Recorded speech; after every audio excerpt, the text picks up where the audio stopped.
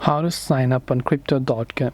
If you want to sign up on the crypto.com app, it is very simple to do so. All you have to do is go ahead and first of all launch crypto.com. If you have an account, by the way, you can tap on the login button to do so. But if you don't have an account, you can just tap on the sign up button that you can see. Once you're signed up, you can just select your email address that you want to use and tap on continue. You can choose to verify your identity, and it will also ask you to create a password. So once you create a password, it will also send an email for a confirmation on your email. So you have to go ahead and make sure to verify on email and select the login or sign up button. Now after you've done that, it will ask you to verify your identity just like this, right? So make sure to select the type of document that you want to, and you can follow with the on-screen instructions to be able to create a crypto.com account.